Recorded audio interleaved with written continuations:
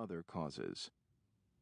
In 2013, the New England Journal of Medicine published a report revealing that we spend about $50,000 annually caring for each dementia patient in this country.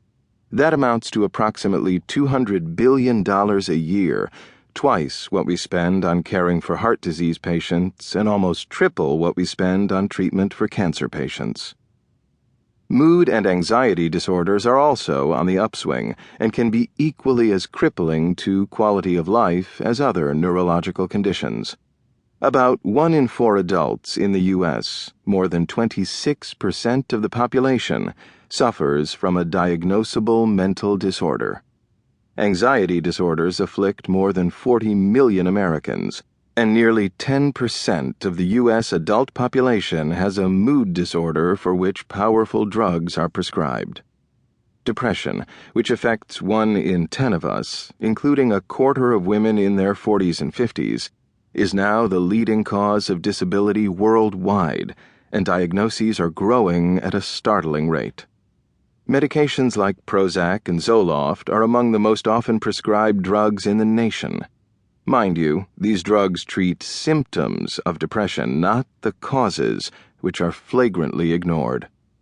On average, people with severe mental illness, such as bipolar disorder and schizophrenia, die 25 years earlier than the general population.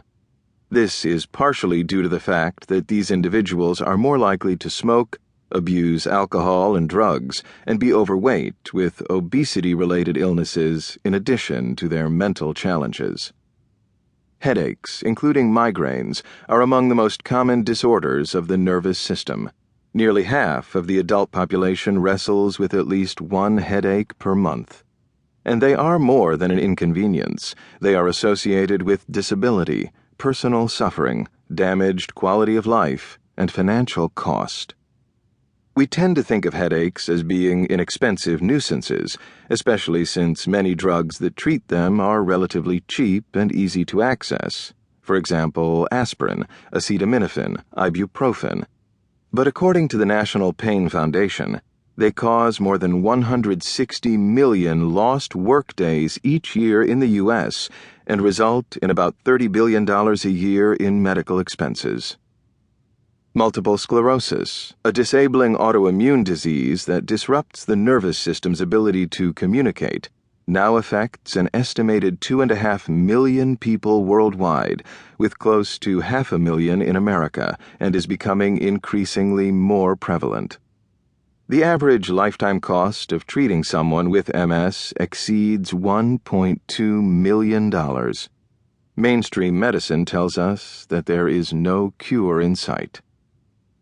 And then there is autism, which has surged 7 to 8-fold just in the past 15 years, making this truly a modern-day epidemic.